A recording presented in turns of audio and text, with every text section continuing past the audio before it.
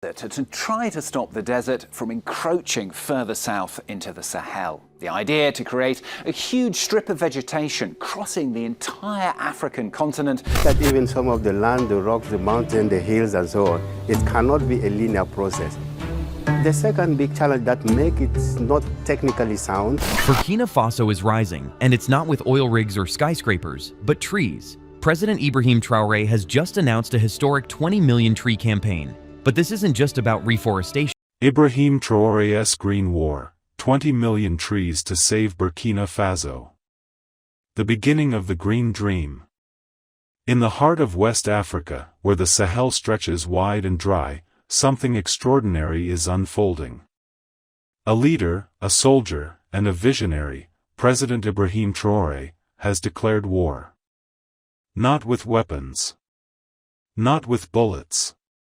But with seeds. His target, the expanding desert threatening his people's future. His weapon, 20 million trees. This is the story of one man's vision to reclaim the land, restore the soil, and reignite hope. This is the Green War of Burkina Faso. Hey, before we can go any further, first is to thank you all, more especially you our subscribers who believes that it's time that Africa must shine. And indeed, if you're enjoying this story so far, thank you so much for watching. It really means a lot to us. If you haven't already, please consider subscribing and joining our growing YouTube family at Herein-Africa. We're building a community that loves learning, questioning, and staying informed, and we'd love to have you with us. Don't forget to hit the like button if this is valuable to you, and feel free to share your thoughts in the comments. Now, let's get back to this amazing information. The desert threat, a nation on the edge. For decades, Burkina Faso has suffered from land degradation. The desert creeps southward, swallowing once productive farms.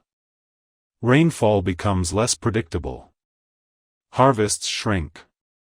Villages vanish. Wells dry up. Youth flee to cities or across borders. Traoré saw this, not in reports, but with his own eyes. He traveled. He listened.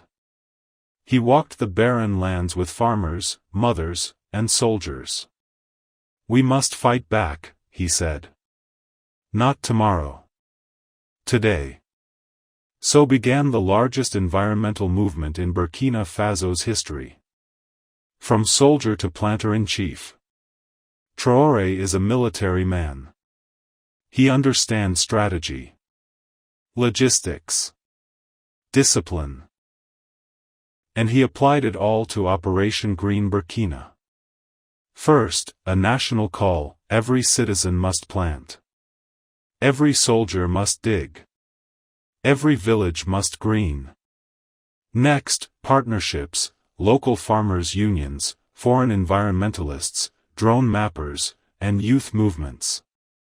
Satellite data identified desertification hotspots. Seedlings were selected for hardiness and water retention: acacia, morina, baobab, jatropha. Military trucks carried trees instead of troops. Armories turned into nurseries. The people followed.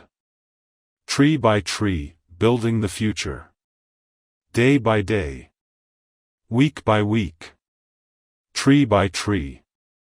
From the north near the Malian border to the eastern frontier, green belts began to stretch across the land.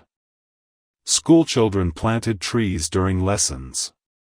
Prisoners did it for redemption. Refugees, once displaced, now became protectors of the soil. Irrigation canals were dug. Water harvesting pits built. Drones monitored sapling survival. And the people named the forests after their heroes. This is the forest of dignity, said one elder. This is the forest of our children's bread. What began as policy became a national pride. Burkina reborn, the farming revolution begins. 5 million. 10 million. 15 million.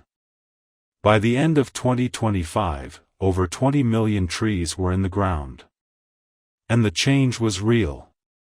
Soil once cracked now held crops: millet, tomatoes, cabbage, maize.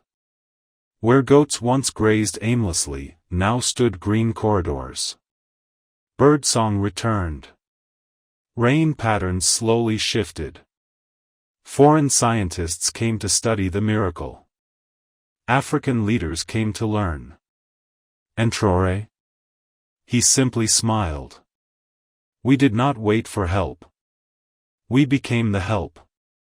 Burkina Faso, once feared to become unlivable, was now a green testimony of African resilience. But the journey is not over. The legacy of the Green War. President Traoré's war on desertification will not be remembered for its speed but for its soul. He planted more than trees, he planted belief. A belief that Africa can rise, reclaim, and renew itself. That no land is too dry. No future too far. This was not just an environmental movement. It was a resurrection. And in the shadow of every tree stands a citizen who now believes that even deserts can bloom. If you believe that it's time for Africa, please subscribe and join our family, and may God of heavens bless you even more.